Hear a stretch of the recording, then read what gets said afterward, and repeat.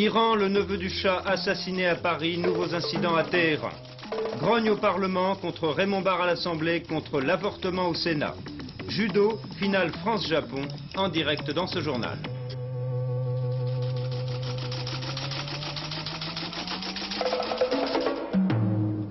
Madame, Monsieur, bonsoir. L'actualité d'aujourd'hui, c'est encore, en premier lieu, l'Iran. Sur place, le conflit entre les chefs religieux persiste, les États-Unis s'opposent toujours au jugement des otages, et ce soir, une nouvelle dimension à cette crise.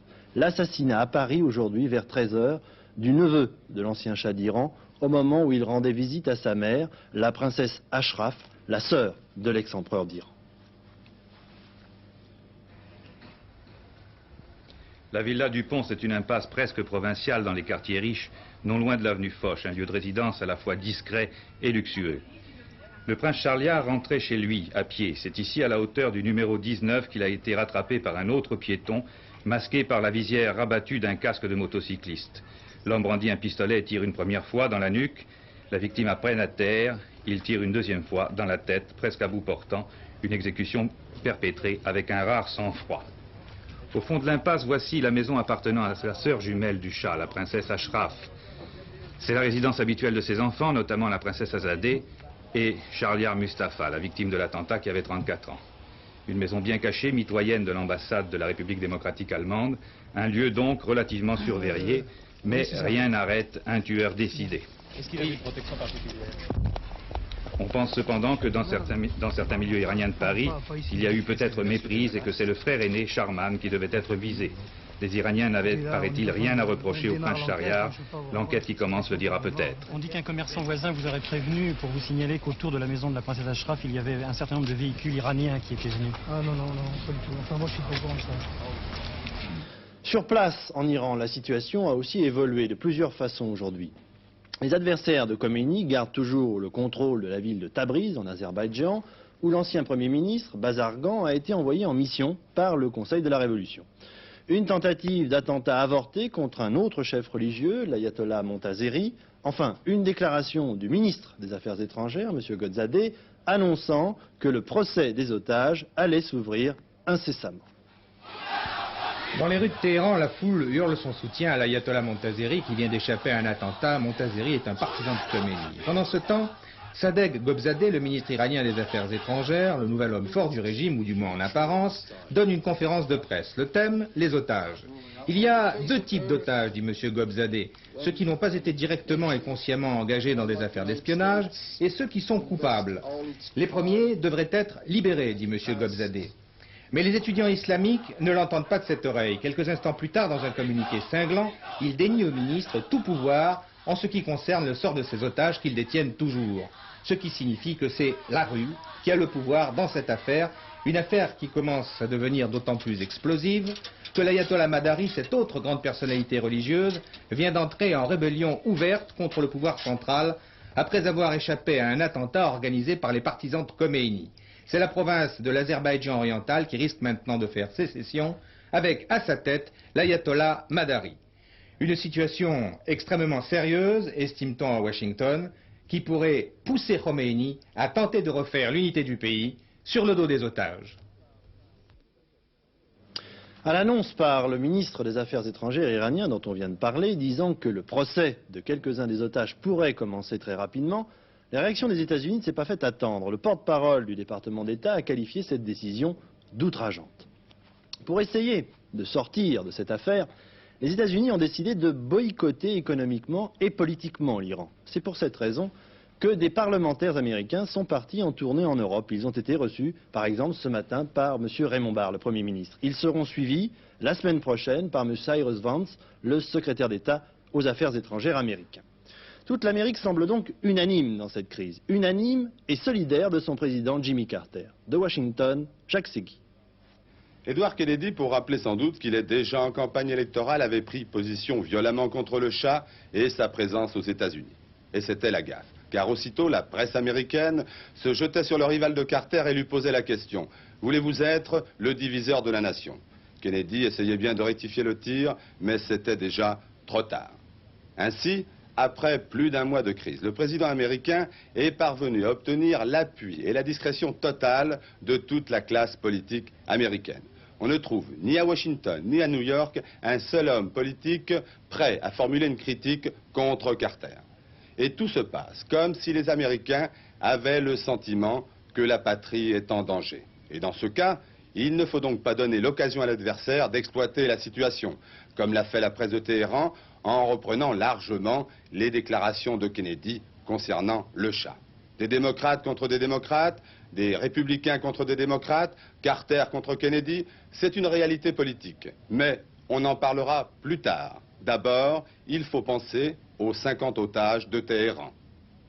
Oui, selon des renseignements que vient de me téléphoner à l'instant, juste avant ce journal, notre correspondant Jacques Segui, que vous venez de voir, il serait possible que certains otages détenus à Téhéran soient libérés dans les heures qui viennent. Le président Carter, toujours selon Jacques Segui, a annulé tous ses rendez-vous prévus pour la journée et le secrétaire d'État Cyrus Vance est en réunion depuis 5 heures avec les familles des otages. Mais la position des États-Unis ne change pas pour l'instant. Rien ne pourra être négocié avant que tous les otages de l'ambassade américaine de Téhéran soient libérés.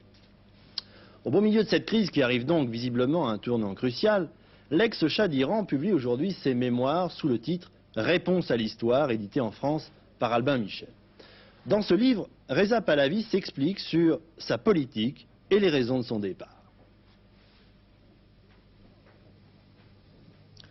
Si justement un jour prochain l'ex-Shah d'Iran devait comparaître devant le tribunal de l'histoire pour y être jugé, eh bien Mohamed Reza Pahlavi plaiderait sans aucun doute non coupable. Non coupable car selon lui, l'anéantissement total de son pays a été téléguidé de l'extérieur par des spécialistes de la subversion. On attendait dans ce livre une explication et un éclairage nouveau sur l'homme qu'il a chassé de son trône, l'ayatollah Khomeini. Mais l'ex-Shah d'Iran parle en fait très peu de lui, 3 ou 4 fois tout au plus, et sans jamais prononcer son nom. Que dirais-je de la complaisance, écrit-il, avec laquelle ont été recueillies les imprécations du vieillard de Nonfle-le-Château et ses appels au meurtre? Je n'ai pas voulu demander au gouvernement français de le condamner au silence, il importait peu en fait qu'il parle de là ou d'ailleurs, puisqu'il n'était rien de plus qu'une marionnette. L'ex-Shah d'Iran n'était pas tendre à l'égard des Américains, les alliés de toujours, alors que Téhéran est à feu et à sang. Le Shah raconte que le premier secrétaire à l'ambassade des États-Unis affirme dans toute la ville « il y aura bientôt en Iran un nouveau régime ». Que dire aussi de la visite secrète d'un général américain qui débarque en pleine tourmente dans la ville et demande à rencontrer un opposant, Mehdi Bazargan, futur Premier ministre de l'ayatollah Khomeini. Enfin, les premières et les seules explications du Shah d'Iran sur la fameuse police politique, la SAVAK. Je ne peux défendre, écrit-il encore, tous les actes de la SAVAK. Il se peut que des gens aient été arrêtés et malmenés. Il se peut aussi qu'il y ait eu des bavures. En fait, dans ce livre, peu de réponses aux questions que l'on est en droit de se poser à propos d'un règne sans partage. En tout cas, une mauvaise foi évidente du souverain iranien à propos de la police politique, la SAVAK, quand on sait, quand on connaît les tortures et les exécutions capitales de prisonniers politiques que l'on faisait passer à l'époque pour de simples trafiquants de drogue. Étonnant également que le souverain iranien pense à libéraliser son régime 5 mois seulement avant sa chute. Les excès de l'actuel régime, tout à fait condamnables, ne sont en fait que les résultats d'autres excès, ceux commis sous le règne du Shah, mais dont il se défend pendant tout son livre. Oui, à noter encore à propos de l'ex-Shah d'Iran, une déclaration aujourd'hui du secrétaire général d'Amnesty International qui affirme que son organisation s'oppose à l'expulsion des États-Unis de l'ex-empereur, car, dit-il, quels que soient ses torts, son retour à Téhéran signifierait pour lui presque sûrement la mort. L'annonce officielle de la suspension du président de l'ENI, l'Office national des hydrocarbures italien, l'institution d'une commission d'enquête donne une nouvelle ampleur à cette affaire qui a pour point de départ, je vous le rappelle, la découverte de pots de vin destinés à obtenir du pétrole moins cher en provenance de l'Arabie Saoudite. De Rome, notre correspondant Victor Vraiment. Les automobilistes italiens, et quel Italien n'est pas automobiliste, ne savent plus à qui s'en prendre. Au gouvernement qui contrôle la Société nationale des pétroles, à cette société, aux partis politiques qui auraient empoché une grosse part des pots de vin destinés aux producteurs de pétrole. Impossible d'y voir clair. Mais l'automobiliste, lui, pense déjà à la pénurie qui fait augmenter le prix de l'essence et au rationnement qui est le comble de la pénurie. Si l'Arabie Saoudite maintient son boycottage, Tout est possible. Rien n'est sûr dans cette affaire. Si on découvre les coupables, est-ce que cela suffira à calmer l'Arabie saoudite? Le gouvernement italien a déjà pris une première décision: suspendre le président de l'ENI, la Société nationale des hydrocarbures, Giorgio Mazzanti. Une commission d'enquête sera mise en place pour essayer de déterminer les responsabilités. Mais comme on sait qu'en Italie, il est exceptionnel qu'un scandale ne soit pas enterré, et bien enterré, le seul espoir, c'est de rétablir des rapports normaux avec l'Arabie saoudite. L'Arabie saoudite fournit un peu plus de 20% du pétrole consommé en Italie, même si le contrat incriminé ne concernait que 5% de cette consommation. 20%, ce n'est peut-être pas vital, mais il paraît que de toute façon, d'ici 3 ans, l'Italie aura un trou pétrolier, un manque d'approvisionnement de plusieurs millions de tonnes de pétrole. Et puis, il y a un autre risque. L'ENI importe 38% du pétrole italien. Si cette société nationale succombe sous le poids du scandale, si elle est supprimée, il faudra recourir aux multinationales, c'est-à-dire payer le pétrole au prix fort. Une catastrophe. Que ne ferait-on pas pour le pétrole, ce fameux pétrole qui bouleverse toutes les économies mondiales, on vient d'en avoir la preuve. Toutes les prévisions des spécialistes aussi sont bouleversées. Comment prévoir, en effet, quelle sera la situation après la réunion des producteurs de pétrole à Caracas? Quelle sera la situation en Iran demain, la semaine prochaine? C'est ainsi que jusqu'à présent, les conséquences des différents chocs pétroliers que nous avons eu à subir n'avaient jamais vraiment été prévues. Cela n'a pas empêché les experts de la banque Paribas de tenter une analyse que nous résume Jean-Claude Lattès. On appelle choc pétrolier le prélèvement que font subir aux économies occidentales les relèvements brutaux des prix du pétrole. Cette année, par exemple, la hausse atteint déjà près de 60%. 2 chiffres sont particulièrement éloquents. En 1970, les exportateurs de pétrole ont empoché 9 milliards de dollars. L'an prochain, 10 ans après, ils encaisseront environ 250 milliards de dollars. Après une période d'accalmie, la hausse a donc repris et le choc pétrolier 79 peut se comparer à celui de 1973. Il est au moins aussi fort que celui de 73.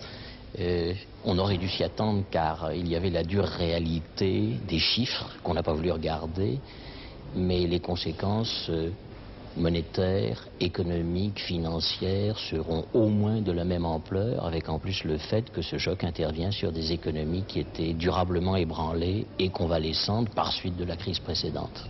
Et pour 1980, qu'est-ce que l'on peut prévoir?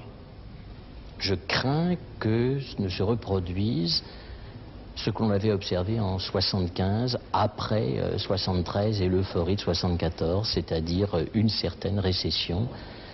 Certes, la situation de départ est un peu meilleure à certains égards qu'elle était en 73, mais je crains que plus ou moins tôt en 80 et se prolongeant en 81, on ait une période de récession, je le répète, comme en 75.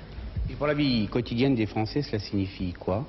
Je crois que l'économie française a quelques éléments de santé qui permettront de subir le choc moins douloureusement que d'autres. Néanmoins, je vois difficilement comment il ne faudra pas procéder à un certain sacrifice sur le pouvoir d'achat, en particulier pour pouvoir construire l'avenir par des investissements productifs et en particulier des investissements énergétiques.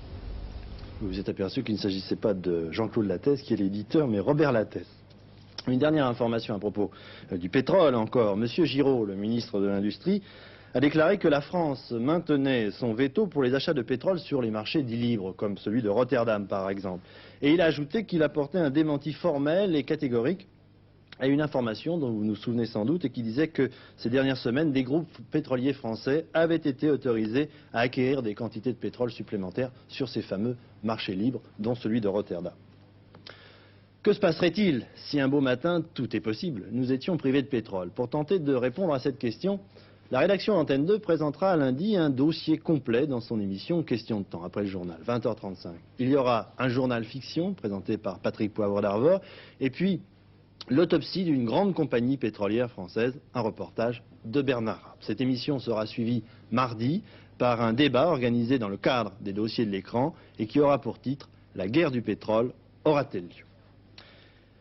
Cessez-le-feu provisoire et début d'une solution politique en Rhodésie. Il n'aura pas fallu moins de 3 mois de discussion à Londres pour arriver à cet accord entre toutes les parties intéressées. C'est M. Christopher Soames, l'ancien ambassadeur britannique à Paris, qui a été chargé d'appliquer sur place Ces décisions qui devraient mettre un terme à une guérilla qui dure depuis 14 ans et qui a fait 22 000 morts.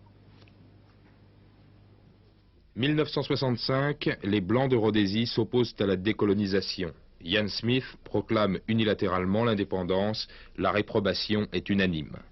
Mais dans les États frontaliers de la Rhodésie, le pouvoir passe progressivement entre les mains des dirigeants noirs, la Tanzanie entre celles de Julius Nyerere au début des années 60, la Zambie entre celles de Kenneth Kaunda en 64, vient ensuite l'indépendance du Botswana. Enfin, peut-être même surtout celle des deux anciennes colonies portugaises du sud de l'Afrique, le Mozambique et l'Angola, fortement soumis aux influences de Cuba et de Moscou. Face à la Rhodésie, tous forment un bloc, d'où les nationalistes noirs rhodésiens, Joshua Nkomo et Robert Mugabe, les leaders du Front patriotique, vont armer la guérilla. En avril 1978, Ian Smith est contraint d'organiser des élections et de partager le pouvoir avec les Noirs les plus modérés. À leur tête, l'évêque Muzorewa devient Premier ministre d'une Rhodésie qu'on appelle désormais Rhodésie-Zimbabwe. Mais les chefs du Front patriotique ne baissent pas les armes. C'est avec eux que l'accord sur le cessez-le-feu a été conclu par le chef de la diplomatie britannique, Lord Carrington. Des élections doivent avoir lieu dans 2 mois. L'établissement d'un pouvoir démocratiquement élu au Zimbabwe conditionne la stabilité dans une région particulièrement convoitée pour ses richesses minières et sa position stratégique, car d'une solution équilibrée au problème racial rhodésien dépend en grande partie la solution du problème d'apartheid de l'Afrique du Sud, cela dans une zone où transite jour après jour le pétrole de l'Occident. Oui, Mme Thatcher et le Premier ministre britannique est tellement contente de son négociateur, Lord Carrington, qu'elle le propose tout simplement pour le prix Nobel de la paix. En bref, les députés des Pays-Bas ont rejeté le plan de modernisation des forces de l'OTAN en Europe, c'est-à-dire essentiellement l'installation de nouvelles fusées, de nouveaux missiles dirigés vers l'Union soviétique à partir des pays européens de l'OTAN. Les députés belges sont également divisés sur cette affaire. Une réapparition en Union soviétique, M. Kosygin, le président du Conseil, disparu entre guillemets, si je puis dire, depuis 6 semaines de la scène politique, a fait sa rentrée aujourd'hui en signant 2 messages adressés au président de l'Afghanistan et l'autre au Premier ministre turc. L'Assemblée des Nations Unies exige que la France ouvre des négociations avec les Comores pour la restitution de l'île de Mayotte, toujours française et qui avait choisi ce statut. Au même moment, l'Assemblée nationale française, elle, a décidé de différer la tenue d'un référendum à Mayotte en prolongeant de 3 à 5 ans la période de préparation de ce vote. M. Raymond Barre a accepté le principe d'une visite en Algérie. Cette annonce a été faite ce soir à l'occasion de la réception à l'hôtel Matignon de l'ambassadeur d'Algérie en France. Le Premier ministre était hier soir, avec la plupart des membres de son gouvernement, à l'Assemblée nationale pour défendre son projet de financement de la sécurité sociale. Comme pour le budget, M. Raymond Barre a été obligé de faire appel à l'article 49 de la Constitution qui lui permet de faire adopter une loi sans que celle-ci soit votée. L'article 49, une disposition de la Constitution dont on parle beaucoup et qui mérite d'être expliquée. Pour faire adopter un texte qui lui paraît indispensable, le gouvernement dispose d'une arme, engager sa responsabilité devant l'Assemblée nationale. C'est l'article 49, alinéa 3 de la Constitution. Un dispositif de poids, puisque c'est l'existence même du gouvernement qui est mise en jeu devant les députés qui peuvent le censurer. Premier cas, pas de motion de censure dans les 24 heures. Le texte est alors adopté d'office, sans aucun vote. Deuxième cas, la motion de censure est déposée et elle emporte l'adhésion d'une majorité de députés. Pas d'issue pour le gouvernement qui est là obligé de démissionner. Troisième cas, la motion de censure existe mais elle n'obtient pas la majorité des suffrages. Le texte est adopté sans vote, là encore, puisque le scrutin porte non sur le texte mais sur la censure éventuelle du gouvernement. C'est donc ce qui s'est passé la nuit dernière. Le projet de financement de la sécurité sociale a été adopté non pas parce qu'il y avait une majorité pour, mais parce qu'il n'y avait pas de majorité contre. Désormais, près de 3 millions de retraités supplémentaires, exclusion faite des plus défavorisés, devront donc cotiser au régime d'assurance maladie. Oui, l'adoption de cette loi, l'échec des motions de censure de la gauche ont donné lieu à plusieurs passes d'armes cette nuit entre le Premier ministre et l'opposition, notamment M. François Mitterrand. De plus, la séance s'est déroulée, vous allez le voir, dans un climat qui mérite d'être raconté. Solidarité gouvernementale oblige, il n'y avait la nuit dernière pas moins de 21 ministres ou secrétaires d'État autour de Raymond Barre pendant ce débat de censure. En revanche, même au temps fort de la discussion, il n'y a eu au maximum en séance que 9 députés du RPR et 6 de l'UDF. Les deux formations de la majorité avaient estimé qu'elles n'étaient pas concernées par le débat. Rappelons qu'à l'Assemblée, seuls votent les députés qui souhaitent censurer le gouvernement. Les autres n'ont même pas à se rendre aux urnes. La logique mathématique a été respectée. Raymond Barre n'a pas été inquiété un instant. Et l'article 49 a fonctionné pour la deuxième fois en 15 jours. Le Premier ministre a annoncé que ce n'est peut-être pas là la dernière fois pendant cette session. Le gouvernement mènera sans défaillance, je le dis clairement, la politique de redressement de la sécurité sociale dont je viens de vous exposer l'inspiration et les grandes orientations. Voilà pourquoi le gouvernement recourt aujourd'hui pour mener cette politique aux moyens que lui donne la Constitution de la Ve République, qu'il utilise comme d'autres l'ont utilisé avant lui. Il le fait sans procéder par provocation ni par ressentiment à l'égard de personne, mais il le fait et il continuera à le faire toutes les fois qu'il lui semblera que cela doit être fait dans le souci de l'intérêt national. Dans ses explications de vote, François Mitterrand s'en est pris à ce qu'il appelle un gouvernement qui gouverne sans majorité et un Parlement qui légifère sans voter la loi. Faudra-t-il admettre, à la suite de ce débat, qu'à la faveur d'une disposition constitutionnelle qui, à mon sens, est et reste une disposition d'exception, l'article 49, faudra-t-il admettre que c'est le gouvernement qui fait la loi? Encore nuancerai-je mon jugement. Chacun sait que toujours, à l'encontre de l'esprit des lois, l'exécutif se trouve pour le moins autant, sinon davantage, à l'Élysée qu'à Matignon.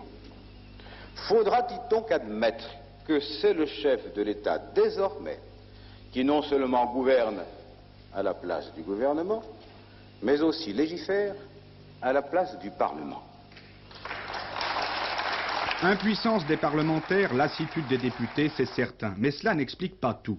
Au RPR, on a tout fait pour que le Premier ministre engage sur ce texte la responsabilité du gouvernement, comme pour se dédouaner.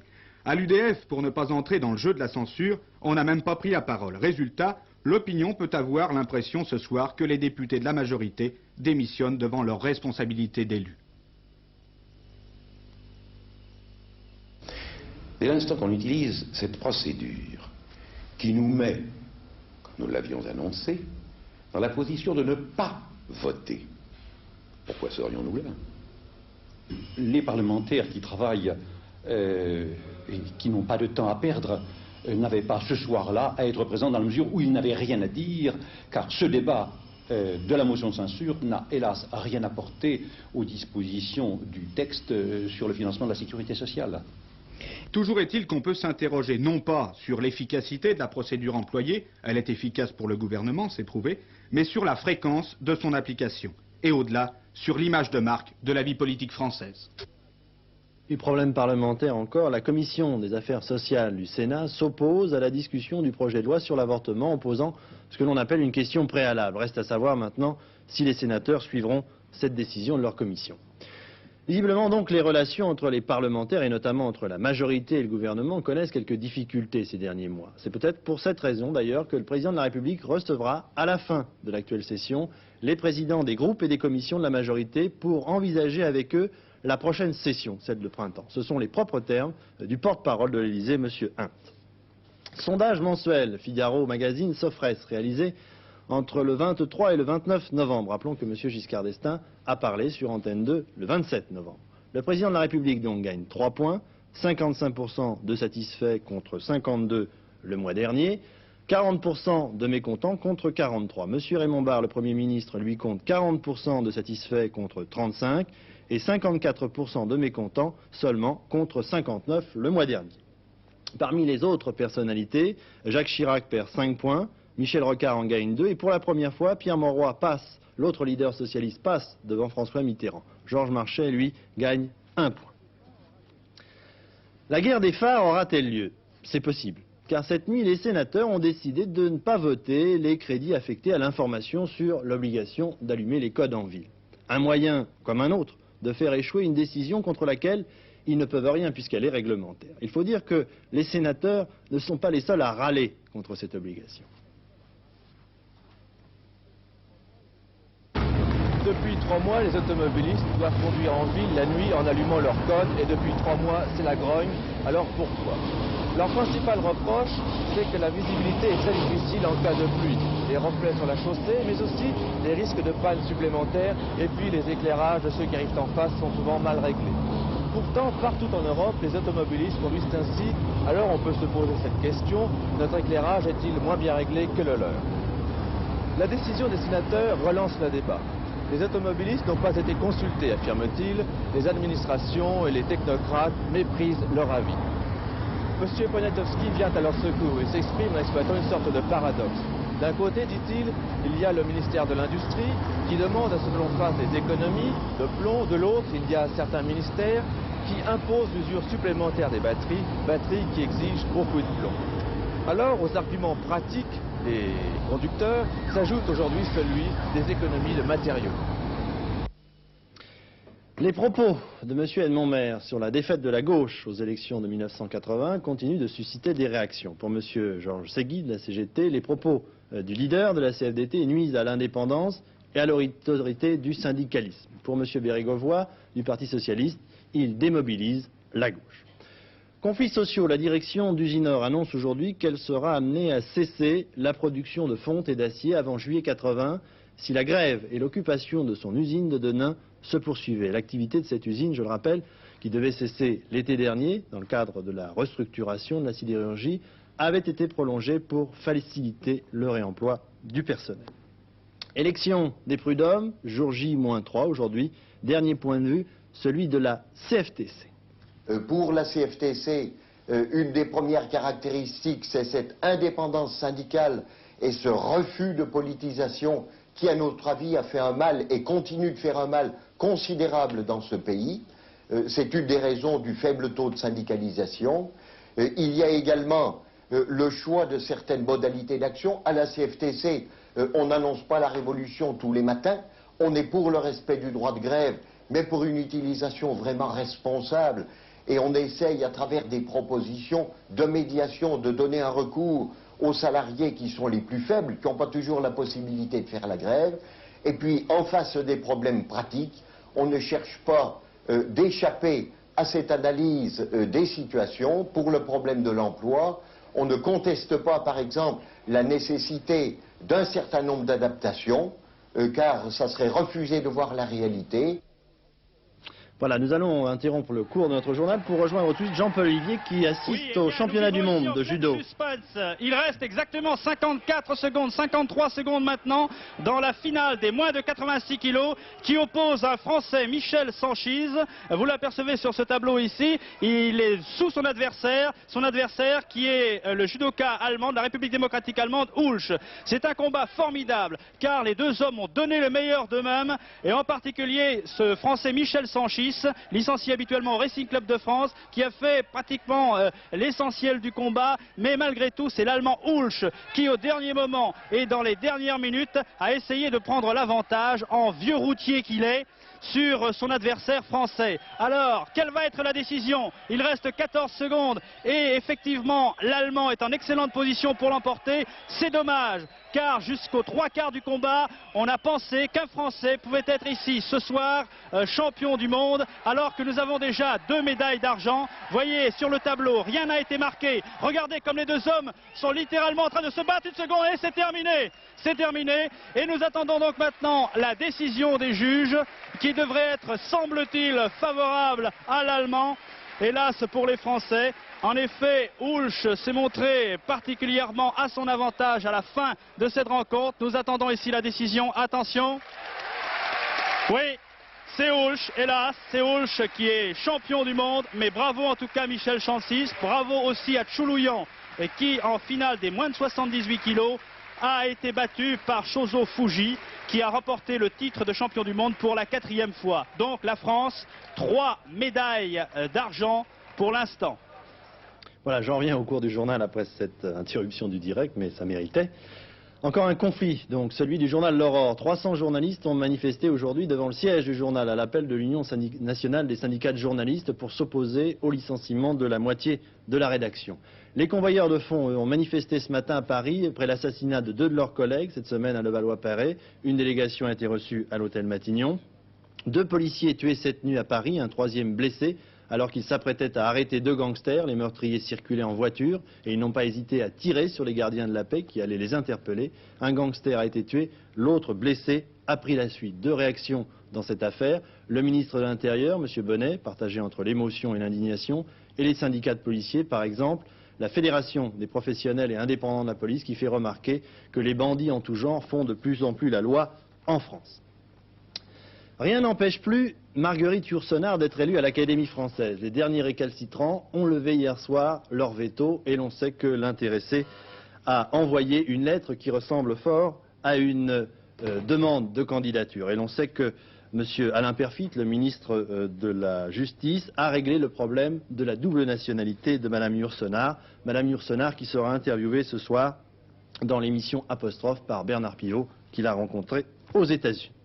Voilà, une nouvelle de sport pour terminer, puisque nous avons un petit peu bouleversé le cours de ce journal. Je voulais vous dire simplement qu'en descente homme à Val d'Isère, c'était un Autrichien qui avait gagné la descente, Peter Winsberger. Voilà, je suis arrivé à le dire. Et je vous donne la météo pour terminer, le temps pour demain. Samedi, le temps restera doux pour la saison sur l'ensemble du pays. Le ciel sera nuageux sur la moitié nord et des pluies se produiront le matin sur le nord-est, le soir sur l'ouest. La moitié sud du pays continuera, elle, bénéficier d'un temps ensoleillé et très doux après une matinée fraîche et brumeuse. Voilà, il ne me reste plus qu'à vous dire que le dernier journal d'information sera présenté ce soir par Pierre Alain et vous souhaiter une excellente soirée sur Antenne 2. Bonsoir.